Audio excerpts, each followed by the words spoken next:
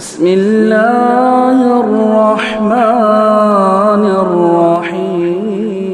अस्सलामु अलैकुम वरहमतुल्लाहि वबरकातुहू। मोहतरम मुशाहिदीन, आज हम लोग 23 सफ़र 1443 हिजरी बरोज़ जुमा नांदेड़ का ये इलाक़ा है। नांदेड़ का इलाक़े का नाम क्या है? मुजाहिद पेट। ये जो मस्जिद आप देख रहे हैं, ये तारीख़ी मस्जिद है। तकरीबन 1102 हिजरी उस पर जो है कतबा लिखा हुआ है। तो इस एतबार से लगभग 300 साल कदीम जो है मस्जिद हो रही है। ये पीछे जो हमारे है सामने आप लोगों के पीछे गोदावरी नदी है। तो आज हम लोग यहाँ पर आए थे। ये जो गोदावरी नदी देख रहे हैं, ये तो हम लोग बचपन से सुनते आ रहे हैं। हमारी इस भारत की जो कदीम नदियाँ हैं, जिससे मुताल्लिक़ जो मादा है सोशल, उसमें जो चीज़ें पढ़ाई जाती हैं, तो उसमें इस नदी का जो है मतलब बचपन से तारुफ़ रहा है। लेकिन पहली मर्तबा जो है मैंने देखा है इसको क़रीब से। मुझे इस नदी से मुताल्लिक़ आकर के जो एक जज्बाती जो चीज़ें होती हैं, एक मसला मैं आपको बताता हूँ कि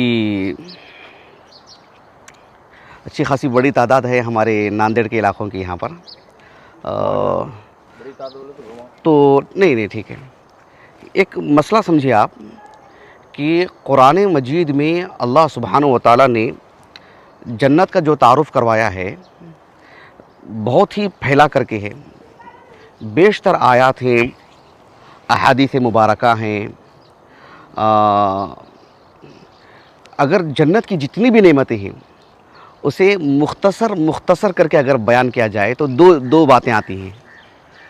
पूरे जन्नत का जो तारुफ़ है ना, पूरी जन्नत का जो तारुफ़ है, उसको अहले इल्म कहते हैं कि इख्तिसार के साथ दो बातों में अल्लाह सुब्हानहू व तआला ने बयान फरमा दिया। अब देखो, एक आयत करीमा है सूरत ज़ुख़रुफ़ की।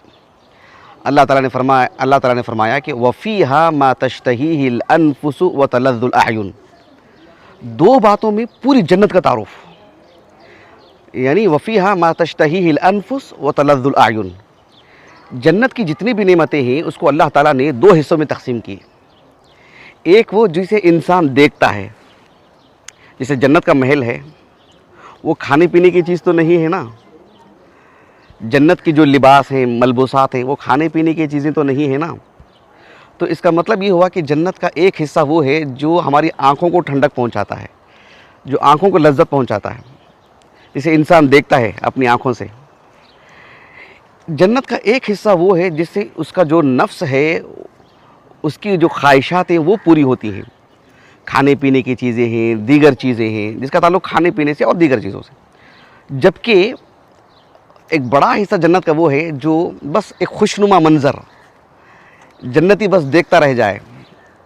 आप देखो, ये जो नदी है, मैं इसको रख कर के एक बात बता रहा हूँ।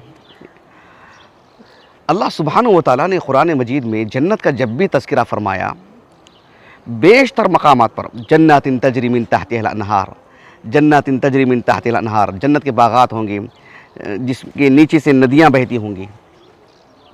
कितनी मरतबा अल्लाह रब्बुल आलमीन ने कहा? 25 से ज़ायद मरतबा। जन्नातिन तजरी मिन तहतिहल अनहार, 25 से ज़ायद मरतबा। गौर तलब बात क्या है, जो एक ख़ास बात, आप लोगों को आवाज़ आ रही है ना?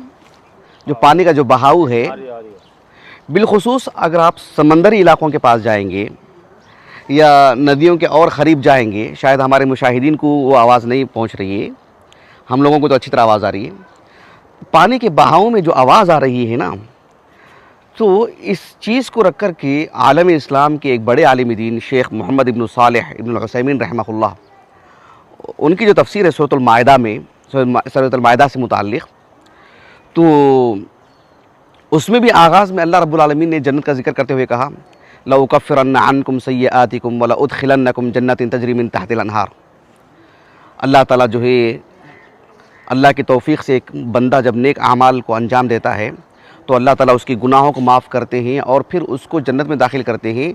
कहा कि जन्नातिन तजरी मिन तहतिहल अनहार। उस आयत करीमा की तफसीर में कहा कि जो जन्नत की जो दो तरह की नेमतें हैं, एक वो जो इंसान खाता पीता है और लुत्फ़ अंदोज़ होता है, फिर एक वो हिस्सा जन्नत का जो खुशनुमा मंज़र है, जो उसकी आँखों की ठंडक का ज़रिया है, तो उसमें इस आयत करीमा के बारे में कहा कि अल्लाह ने जन्नत का तारुफ़ करवाते हुए बार बार ऐसा क्यों कहा, तजरी मिन तहतिल अनहार, तजरी मिन तहतिल अनहार, कि नीचे से नदियाँ बहती होंगी। इसलिए कि एक तो ये देखने में मंज़र बड़ा खुशनुमा रहता है, दूसरी बात उसमें जो पानी के बहाव में जो आवाज़ आती है, उस आवाज़ से भी जो है मतलब दिल बहुत मुतमईन हो जाता है, दिल खुश हो जाता है उस आवाज़ की वजह से भी। तो कहने का मकसद ये है कि बहुत सारे आप लोगों को देखो जो समंदरी इलाकों के पास आप देख सकते हैं, जो लोग बैठे हुए रहते हैं, आप उनसे पूछो कि वो आते हैं यानी अपने नफ्स के मतलब क्या कहते हैं, बेज़ारगी को दूर करने के लिए, उसकी आवाज़ सुनने के लिए, उस मंज़र को देखने के लिए। और पानी का बहाव जो होता है समंदर के साहिल समंदर में जो आवाज़ आती है, उससे वो लुत्फ़ अंदोज़ होते रहते हैं, उससे उन्हें इत्मीनान होता है। उनकी ज़िंदगी में जो मलल था, जो बेज़ार की थी, जो बेचैनी थी, वो दूर होती जाती रहती है और मंज़र भी अच्छा रहता है, आदमी अपने गम भुलाता है। जन्नत में तो कोई गम तो नहीं है, नेमतें ही नेमतें हैं। उसमें से एक इस तर्ज़ की नेमत भी कि आदमी उस मंज़र को देखता रहे जो नदियाँ बह रही हैं और उसकी आवाज़ से भी जो है वो लुत्फ़ अंदोज़ होता रहे, जो दुनियावी एतबार से हमारे लिए कितनी एक अज़ीज़ चीज़ है ये। जन्नत में तो वो मुस्तकिल एक नेमत है। तो ये चीज़ें जब हम अपने आँखों से मुशाहदा करते हैं, क़रीब जा कर के देखते हैं, तो इन बातों पर यकीन हो जाता है, यकीन बढ़ जाता है।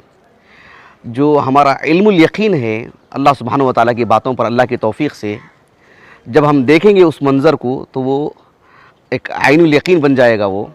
और फिर जब वाक़अतन हम जन्नत की नहरों के इंशाअल्लाह करीब होंगे, देखेंगे अपनी आँखों से और वो चीज़ हमारे हाथ आ जाएगी, तो फिर वो हक़्क़ुल यकीन की कैफ़ियत इख्तियार कर जाता है। अल्लाह ताला हम सबको ऐसे आमाल अंजाम देने की तौफ़ीक़ अता फ़रमाए जो हकीकी मंज़र है जन्नत का, जन्नतिन तजरी मिन तहतिल अनहार, अल्लाह हमें उसका मुस्तहिक़ बना दे। अस्सलामु अलैकुम व रहमतुल्लाहि व बरकातुहू।